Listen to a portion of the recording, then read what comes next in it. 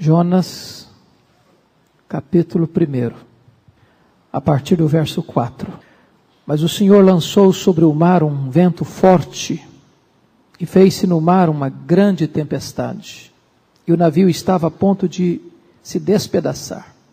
Então os marinheiros, cheios de medo, clamavam cada um ao seu Deus e lançavam ao mar a carga que estava no navio, para o aliviarem do peso dela. Jonas, porém, havia descido ao porão e se deitado, e dormia profundamente. Chegou-se a ele o mestre do navio e lhe disse: que se passa contigo? Agarrado no sono? Levanta-te, invoca o teu Deus. Talvez assim esse Deus se lembre de nós, para que não pereçamos. E diziam uns aos outros: vinde, lancemos sortes, para que saibamos por causa de quem nos sobreveio este mal. E lançaram sortes, e a sorte caiu em Jonas. Então lhe disseram: declara-nos agora por causa de quem nos sobreveio este mal. Que ocupação é a tua? De onde vens? Qual é a tua terra? E de que povo és tu? Ele lhes respondeu: sou hebreu, e temo ao Senhor, o Deus do céu que fez o mar e a terra. Então os homens ficaram possuídos de grande temor e lhe disseram: que é isto que fizeste? Pois sabiam os homens que ele fugia da presença do Senhor, porquanto lhe eu havia declarado.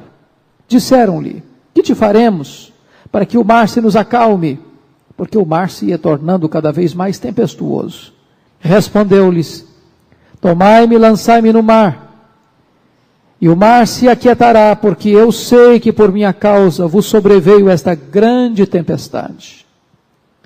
Entretanto os homens remavam, esforçando-se por alcançar a terra, mas não podiam, porquanto o mar se ia tornando cada vez mais tempestuoso contra eles. Então clamaram ao Senhor e disseram: ah, Senhor, rogamos-te que não pereçamos por causa da vida deste homem, e não faças cair sobre nós este sangue, quanto a nós inocentes, porque tu, Senhor, fizeste como te aprouve.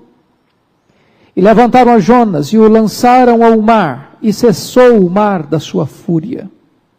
Temeram, pois, estes homens em extremo ao Senhor, e ofereceram sacrifícios ao Senhor, e fizeram votos.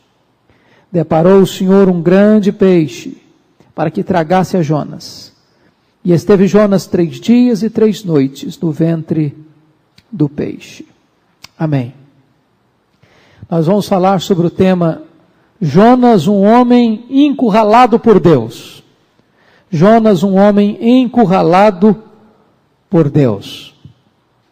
Richard Dawkins, o patrono dos ateus fundamentalistas deste século, acabou de lançar um livro, traduzido aqui no Brasil, que está fazendo muito barulho.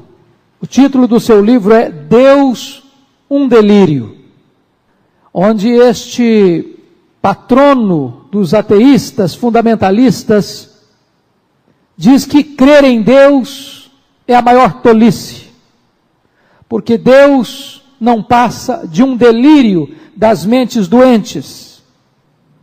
Será que Deus é apenas um delírio das mentes doentes? Ou será que os ateus é que estão delirando?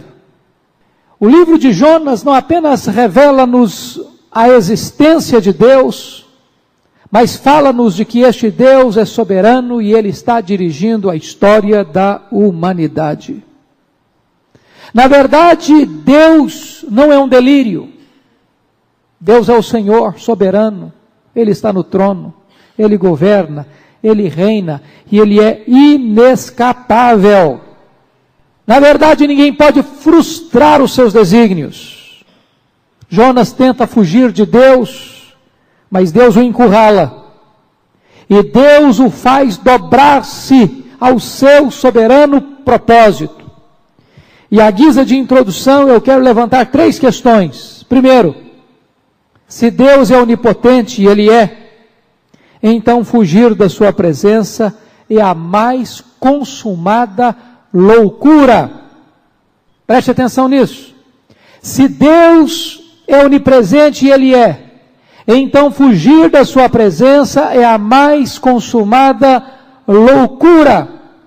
Nenhum ambiente, nem montanha, nem mar, nem deserto, nem altitude, nem latitude, nem longitude poderia ajudar Jonas a escapar-se de Deus. Onde quer que Jonas fosse, Deus lá estava. Deus estava na Palestina, Deus estava em Jope, Deus estava em Tarsis, Deus estava por toda parte. É loucura, é tolice o homem tentar fugir da presença de Deus. Segundo lugar, se Deus é onipotente e Ele é, então opor-se ao seu propósito é a mais insana das decisões. Se Deus é onipotente e Ele é, quem pode desafiar a Deus e prevalecer? Quem pode insultar a Deus e escapar? Quem se insurge contra Deus, diz a Bíblia, vai ser esmagado debaixo desta pedra. É impressionante que Jonas diz temer a Deus, mas o desafia. Diz que o seu Deus é o Criador, que fez os céus, o mar e a terra, mas ele se rebela contra esse Deus. E desta maneira Jonas se transforma num homem ambíguo e contraditório, que tem uma teologia boa, mas uma vida errada. Terceiro lugar, se Deus é onisciente e Ele é, então tentar esconder-se de Deus é pura insensatez. Se você ler o capítulo 2 do livro de Jonas, na sua oração, ele cita vários salmos, mas nos parece que propositadamente ele esquece de um. Salmo 139. Para onde me ausentarei do teu espírito? Para onde fugirei da tua face? Se suba aos céus, lá estás. Se desça ao mais profundo abismo, lá estás também.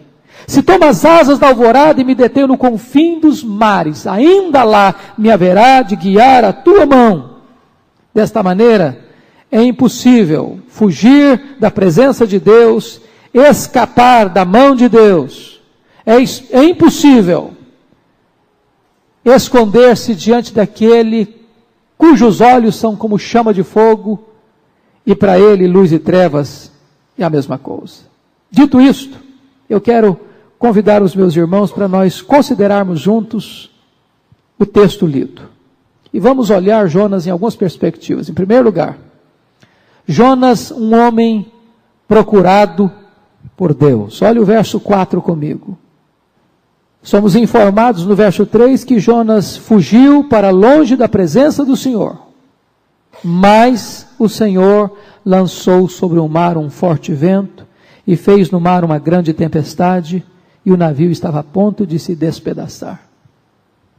Aquela tempestade não foi uma coincidência. Aquela tempestade não foi apenas um fenômeno natural. Aquela tempestade não foi como outras tempestades que aconteceram no mar Mediterrâneo. Aquela tempestade foi uma agente de Deus. Deus estava por trás daquela tempestade. Jonas pensou que o mar fosse sua rota de escape de Deus. Mas Jonas se esqueceu que o Criador do mar estava presente no mar, estava agindo no mar, estava levantando uma tempestade atrás dele no mar. Na verdade, o vento e o mar estavam a serviço do mesmo Deus de quem Jonas estava tentando fugir. Aquela tempestade foi causada por Deus. Aquela tempestade foi sobrenatural. Esse é um fato interessante, irmãos. Deus move os céus e a terra atrás de um homem que tenta fugir dele. Jonas não quer cumprir o plano de Deus, mas Jonas não pode fugir do projeto de Deus. Quem tenta fugir de Deus mais cedo ou mais amanhã, vai perceber que estará cercado por circunstâncias que parecem ser fatais. Quem viaja na contramão da vontade de Deus está a caminho de uma grande tempestade. Ninguém viaja na contramão da vontade de Deus a vida toda, com tranquilidade, com serenidade. Deus enviará a tempestade. O que é maravilhoso é que Deus não envia a tempestade para destruir Jonas. Deus envia a tempestade para colocar Jonas de volta no caminho e na estrada da obediência. Isto é maravilhoso, porque, na verdade, o Jonas que não quer ouvir a voz de Deus, o Jonas que tenta fugir da presença de Deus para um lugar tão distante, onde não estava a palavra de Deus, porque é por isso que ele foge para Tarsis, porque somos informados que em Tarsis não estava a palavra de Deus. Se esquece de que Deus pode usar outros meios para falar. Deus usou o vento, Deus usou o mar, Deus usou os pagãos, Deus usou o peixe. Se você não escutar Deus falar com você através da sua palavra, Deus não desiste de falar com você. A natureza inteira gritará aos seus ouvidos. A providência de Deus despertará em você o fato de que nem é possível fugir de Deus.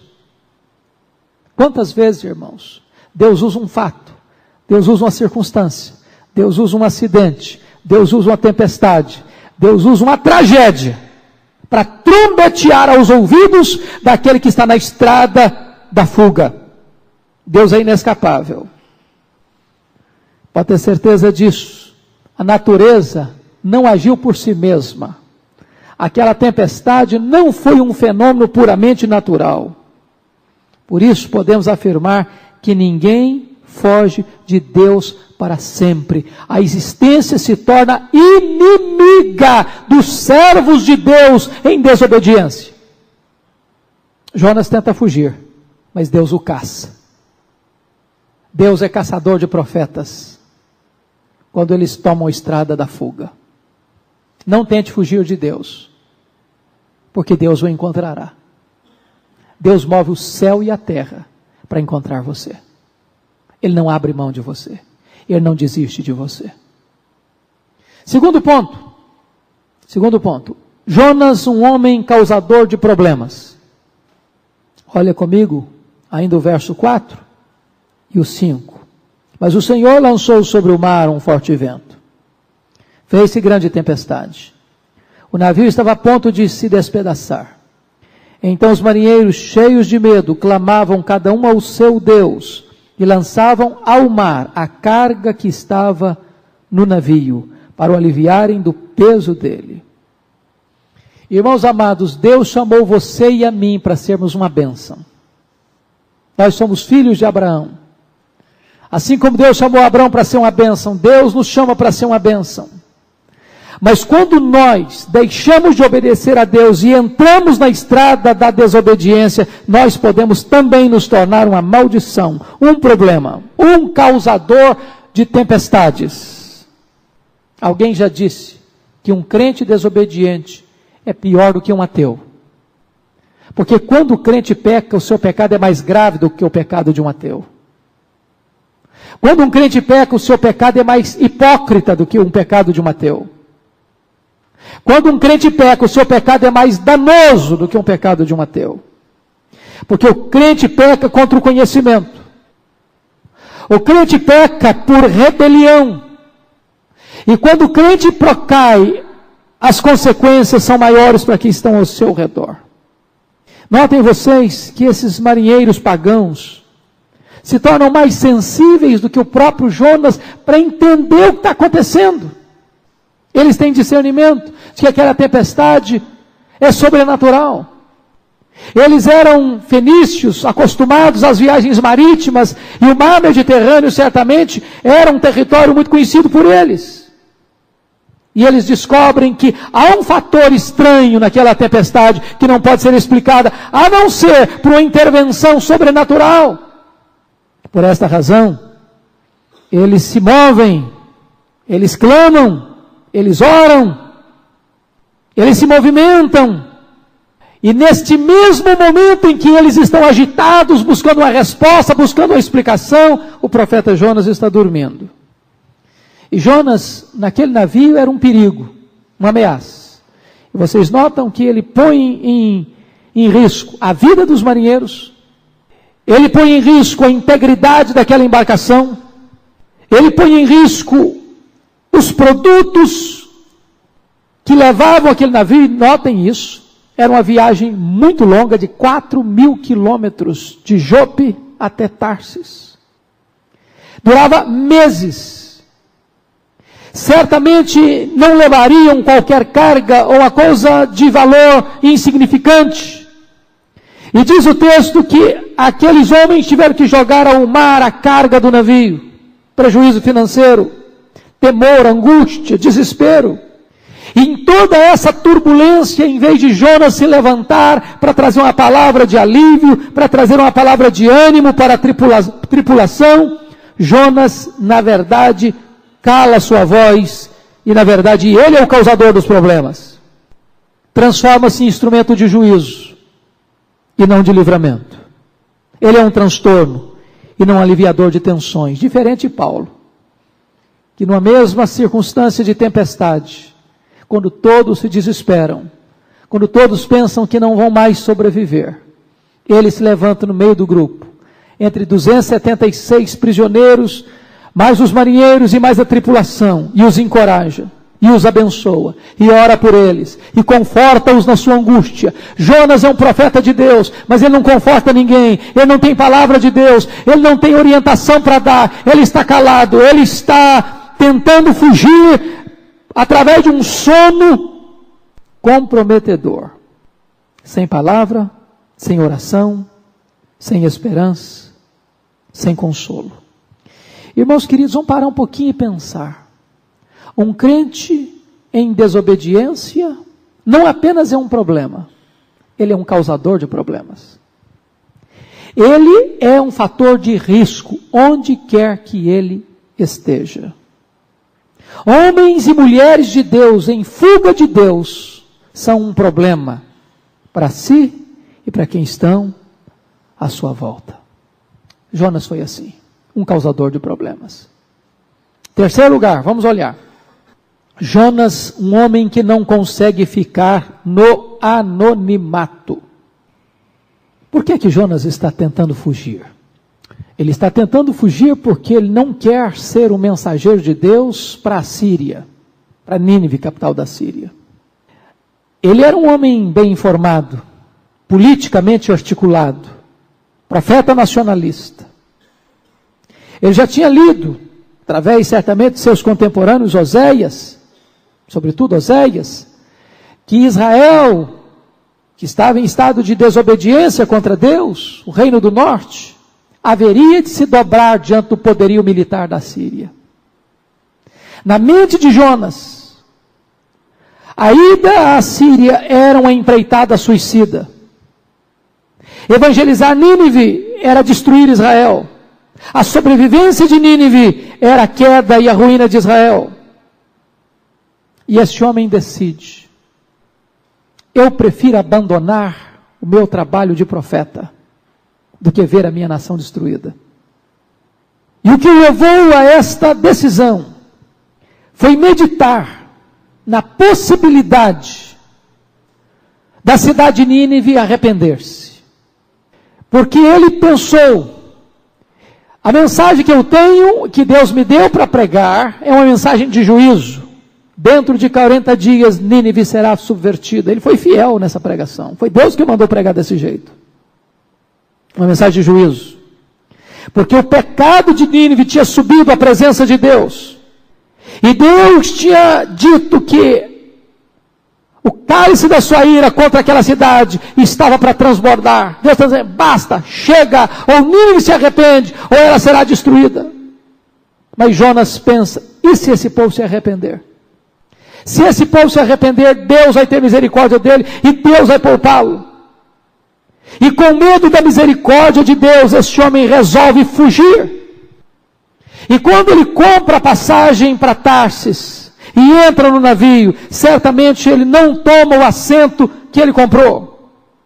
Esgueira-se entre os demais passageiros e tenta se esconder. Tenta viajar incógnito. Tenta abafar a voz da sua consciência. Busca um esconderijo para calar a sua voz e calar a voz de Deus em sua consciência. Mas o esconderijo de Jonas é descoberto. A tempestade o alcança e os marinheiros o encontram, dormindo no porão do navio. É interessante, queridos irmãos, que quando diz aqui que ele estava dormindo, um sono profundo, a palavra aí é a mesma que aparece em Gênesis 2, 21, quando Deus fez Adão dormir, um sono profundo, para tirar uma costela do seu lado. Significa um sono anestésico. Ele quer se desligar da realidade, ele não quer pensar, ele não quer ouvir, ele não quer falar, ele quer ficar completamente alheio à circunstância. O que é impressionante é que enquanto os pagãos buscam respostas, Jonas busca fugir e anestesiar sua mente. Enquanto eles invocavam seus deuses, ele não tinha nenhuma prece em seus lábios. Jonas era um teólogo que não orava, um pregador que não pregava, um profeta que não obedecia à voz de Deus. O que é tremendo é que, nesse processo, Deus está tão pronto a caçar Jonas, que não apenas Deus envia a tempestade, mas Deus agora permite que num sistema usado pelos pagãos, a coisa funcionasse. Lançaram sortes. O fato de lançar sortes era um instrumento usado no meio do povo de Deus. Lançaram sortes na época lá de Acã e descobriram que era Acã que tinha roubado. Os apóstolos usaram o sistema de lançar sortes para escolher Matias. Entretanto, depois que o Espírito Santo foi dado à igreja, você nunca mais vê a igreja de Deus usando esse expediente de lançar sortes. Porque hoje temos a palavra, hoje temos a direção do Espírito para nos dar entendimento da palavra.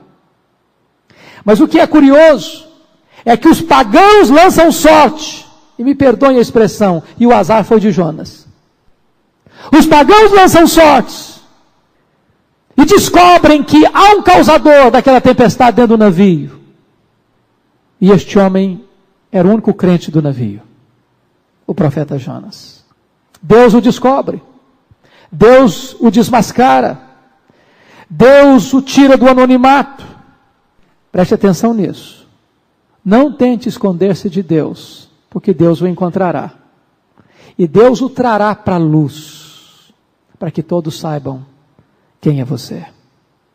Quarto lugar, Jonas, um homem confrontado pelos ímpios. Olha comigo o verso 10.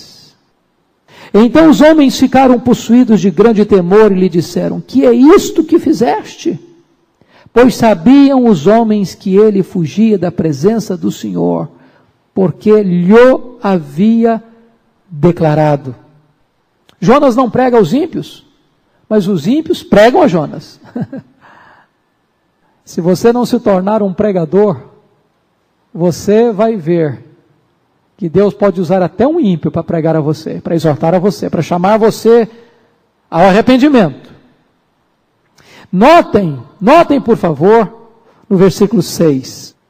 Chegou-se a ele o mestre do navio e lhe disse: que se passa contigo, agarrado no sono? Levanta-te e invoca o teu Deus. Notem um fato. Esta expressão que o mestre do navio disse para Jonas: levanta-te e invoca o teu Deus, é a mesma expressão do verso 2. Dispõe-te, vai à grande cidade de Nínive. Deixa-te, dispõe-te e vai. Ele não escuta. Deus levanta um pagão agora para dizer: levanta-te, invoca o teu Deus. Deus estava picando a consciência de Jonas. e usando para isso um ímpio. Irmãos queridos, é doloroso constatar esse fato, mas muitas vezes os pagãos se tornam muito mais zelosos em seguir aos seus deuses do que nós em seguirmos o Deus vivo. Esses pagãos estão orando, esses pagãos estão clamando, esses pagãos estão invocando o Deus deles, esses pagãos estão buscando a resposta para a solução do problema deles. Quando um muçulmano, com seus 5 períodos diários de oração, param a sua agenda, estendem o seu tapete, se ajoelham e oram a Alá, eles envergonham a nós os cristãos, que tem o Deus vivo, Criador dos céus e da terra, o Deus que nos ama ao ponto de nos mandar o seu Filho Jesus, e às vezes passamos o dia todo num corre-corre, numa faina imensa, e não paramos um momento sequer. Quando um crente, um servo de Deus, pega a estrada da desobediência, a primeira coisa que para de fazer é orar. Um crente em pecado não consegue orar, ele tem vergonha de Deus. Há uma barreira entre ele e Deus. Há um constrangimento. Notem isso. Quando uma pessoa para de orar, isso é um sinal, isso é um sintoma de que a relação com Deus está bloqueada. E um crente em pecado não apenas não consegue orar, ele não consegue testemunhar. Ele está amordaçado. Ele está impedido. Jonas não testemunha, Jonas não ora, Jonas não prega, Jonas não vivencia sua fé de forma coerente. E o que é tremendo, irmãos, é que Jonas, dentro daquele navio, é o único homem que podia orar verdadeiramente. O único homem que podia pregar verdadeiramente. O conhecimento de Deus que Jonas possuía não era um atenuante para ele, ao contrário, tornava-o ainda mais responsável e mais culpado por se omitir. 5º lugar, Jonas, um homem contraditório. 5º, Jonas, um homem contraditório. Olha comigo os versos 8 a 10. Então lhe disseram: declara-nos agora por causa de quem nos sobreveio este mal. Que ocupação é a tua? De onde vens? Qual é a tua terra? De que povo és tu? Ele lhes respondeu: sou hebreu e temo ao Senhor, o Deus do céu, que fez o mar e a terra. Então os homens ficaram possuídos de grande temor e lhe disseram: que é isso que fizeste? Notem vocês que Jonas está se assentando no banco dos réus e é intimado a responder às perguntas perturbadoras dos pagãos. Há uma saraivada de perguntas disparada contra ele. Qual é o seu trabalho? De onde você vem? De que terra você procede? De que povo é você? E você vai notar que Jonas não responde todas as perguntas. A primeira pergunta ele deixa de lado. Ele faz questão de não responder. Qual é a tua ocupação? Ele não diz. Ele não se pronuncia. Na verdade, Jonas esconde o fato de ser um pregador e um profeta de Deus. A resposta que Jonas dá é um primor de incoerência. Ele diz: eu sou hebreu e temo o Senhor. Mas que coisa esquisita. Ele chega até mesmo a dizer que o seu Deus é superior aos deuses pagãos. Ele diz: o Deus que eu creio, que eu temo, é o Criador, que fez o céu, a terra e o mar. Portanto, essa tempestade que está aí tem a ver com esse Deus que eu creio. Mas ao mesmo tempo, irmãos, que ele diz que teme a Deus, ele desobedece a Deus. Ele diz que o Deus dele é todo poderoso, é o Criador, mas ao mesmo tempo ele desafia esse Deus. O que está acontecendo com Jonas? Jonas tem um credo, Jonas tem uma teologia boa, sã, mas não há conexão entre a teologia que ele tem e a vida que ele leva. Há um divórcio entre o que ele crê e o que ele vive. Ele é um ser ambíguo, contraditório, em crise. Porque embora ele creia no que é certo, ele não vive o que é certo. Vamos entender isso. Parece-nos que esse temor é um temor relativo no coração dele. Porque se teme, por que desobedece? Se teme, por que se rebela? Se teme, por que foge? Se teme, por que discute com Deus? Até que ponto aquelas convicções que nós dizemos ter, temo-las de fato? Até que ponto aquilo que nós cremos rege a nossa conduta? Até que ponto a nossa teologia determina a nossa ética? O que está acontecendo com Jonas é que ele está se tornando um ser contraditório, confuso. Ele é ortodoxo na sua teologia, mas a sua atitude está desalinhada com a sua teologia. Ele prega uma coisa e ele vive outra. A sua teologia não está em sintonia com a sua prática.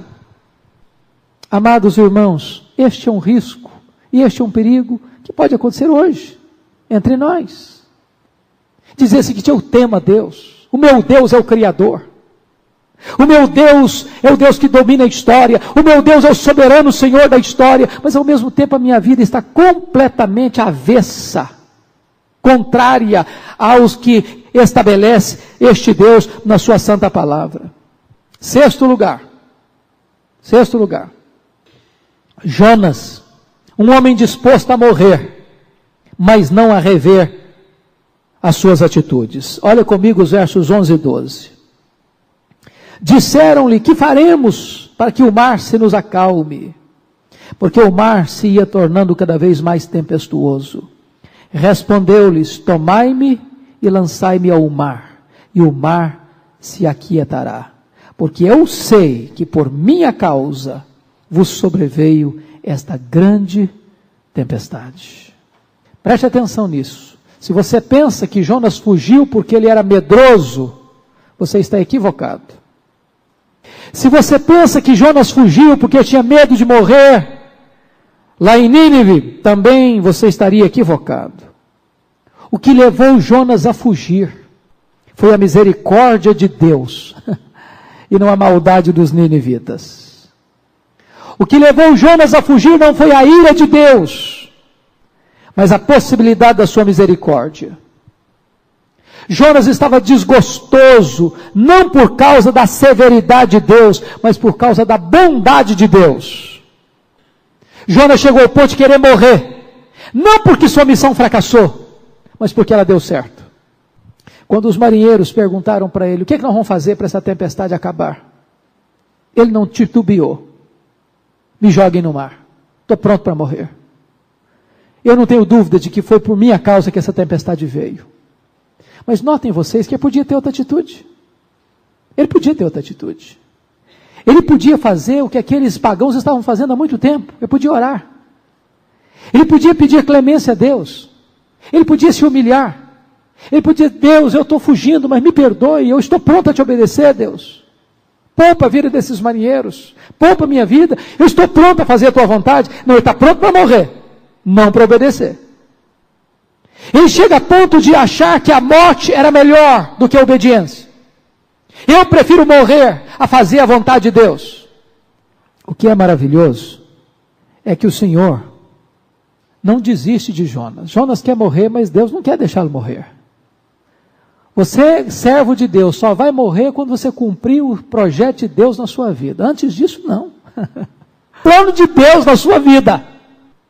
Amados, eu fico pensando neste gesto de Jonas, tão determinado em não ver os ninivitas salvos e a ver a sua nação livre da ameaça, que está pronto a fazer qualquer coisa, inclusive partir para um projeto suicida, pular dentro daquele mar. Ele é lançado no mar sem pronunciar sequer uma prece, sem evidenciar qualquer sinal de arrependimento. Vejamos em sétimo lugar, Jonas, um homem usado por Deus, apesar da sua desobediência. Versículos 14 a 16. Então clamavam ao Senhor e disseram: ah, Senhor, rogamos-te que não pereçamos por causa da vida deste homem. Quanto a nós, inocente, porque tu, Senhor, fizeste como te aprouve. E levantaram a Jonas e o lançaram ao mar, e cessou o mar da sua fúria. Temeram, pois, esses homens em extremo ao Senhor. Ofereceram sacrifícios ao Senhor e fizeram votos. Irmãos queridos, é importante entender isso. O que está acontecendo aqui é o seguinte: Jonas foi instrumento de Deus na vida dos pagãos. E mais tarde, Jonas foi instrumento de Deus na vida dos ninivitas.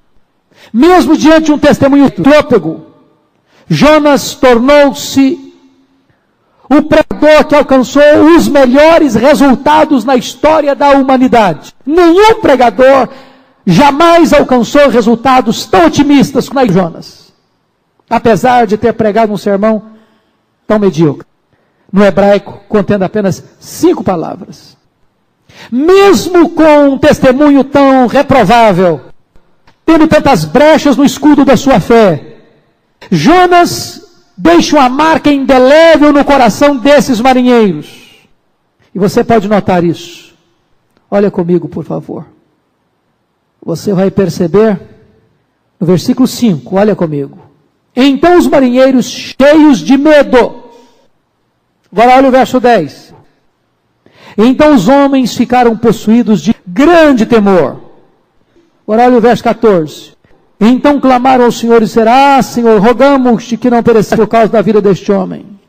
E chega o verso 16. Temeram, pois, esses homens em extremo ao Senhor. Tiveram medo, tiveram um grande temor, agora eles temeram em extremo. Agora note um fato. No começo, eles temeram a tempestade. Mas agora eles não estão com medo da tempestade. Agora eles estão com medo do Senhor da tempestade. Não diz o texto, no versículo 16, que eles estão com medo da tempestade. Eles temeram em extremo ao Senhor. Eles não temem mais seus deuses iracundos. Eles pensavam que algum Deus pudesse estar irado contra eles, ou contra alguém no navio, por isso a tempestade tinha acontecido. Não, agora eles estão temendo em extremo ao Senhor do céu, da terra e do mar. Quantas vezes, irmãos, Deus, pela sua misericórdia, nos usa, apesar de nós. Preste atenção aqui. Quando é que o mundo crê? E o mundo crê também quando a igreja reconhece o seu erro e confessa o seu pecado. Quando a igreja se humilha e se impacta o mundo. Quando os crentes confessam que estão fugindo de Deus. Uma igreja que muitas vezes, ora menos do que muitos pagãos da sociedade brasileira. Uma igreja que muitas vezes é menos sensível e menos humana diante do drama humano do que alguns idólatras da nação. Enfim, temos muitas vezes sido muito mais parte do problema do que a solução. E eu estou seguro disso, de que Deus, na sua misericórdia, quando nós nos humilhamos, isso pode também produzir impacto no coração das pessoas. Vejam vocês, que o milagre não foi apenas a tempestade. O milagre também foi a calmaria do mar, mas quando Jonas saiu do navio, o mar se acalmou. E aqueles homens temeram em extremo ao Senhor. E diz a Bíblia que fizeram sacrifícios e fizeram votos a Deus. Aquela tripulação teve uma experiência com o Deus de Jonas, apesar de Deus. Mas finalmente, último lugar, Jonas, um homem poupado por Deus milagrosamente. Deparou o Senhor um grande peixe para que tragasse Jonas, e esteve Jonas 3 dias e 3 noites no ventre do peixe. Jonas havia desistido de Deus, mas Deus não havia desistido de Jonas. Às vezes nós desistimos de Deus, como Pedro, vou pescar. É por isso, irmãos, que a doutrina da perseverança dos santos está fundamentada não naquilo que nós somos, o que nós fazemos, mas no que Deus, em quem Deus é e no que Ele fez. Mesmo quando tropeçamos e caímos, Deus nos levanta. E diz a Bíblia que Deus deparou um grande peixe para que tragasse a Jonas. E eu gostaria de concluir dizendo o que eu já disse no estudo anterior. Jamais nós poderíamos dizer a tese de que esse texto é uma lenda, ou é uma parábola, ou é uma novela. Primeiro, irmãos, por causa da infalibilidade e inerrância da Escritura. Mas o testemunho que nós possuímos é que foi o Senhor Jesus que referiu-se a Jonas, a essa experiência de Jonas, de estar 3 dias e 3 noites dentro do grande peixe, para evocar a mais importante experiência do próprio Filho de Deus, que morreu e ressuscitou. Assim como Jonas passou 3 dias e 3 noites no ventre do grande peixe, o Filho do Homem também passará debaixo da terra, sepultado, até que ressuscite ao 3º dia. Se a experiência de Jonas não foi um fato real, foi uma lenda, então a morte e a ressurreição de Cristo teria que ser uma lenda também. Se a experiência de Jonas não foi literal, em Jesus Cristo não merece confiança. Antes de Jonas negar a integridade do relato de Jonas, nós teríamos que negar a integridade de Jesus Cristo. Seja Deus verdadeiro e todo homem mentiroso. Então eu gostaria que nós entendêssemos uma coisa. O grande peixe obedeceu a uma ordem divina, porque um profeta de Deus tinha desobedecido a uma ordem divina. Enquanto o profeta de Deus está desobedecendo, a natureza toda está obedecendo. Deus dá ordem ao vento e o vento obedece. Deus dá ordem a um peixe e o peixe obedece. Louvado seja Deus. Deus deparou um peixe e tomou Jonas. E Deus não desistiu de Jonas e vai continuar trabalhando com ele. Jonas tem que obedecer, ainda que contra a vontade. O nosso Deus é o Deus que encurrala aqueles que tentam fugir dele. Louvado seja o seu nome por isso. Em nome de Jesus. Amém.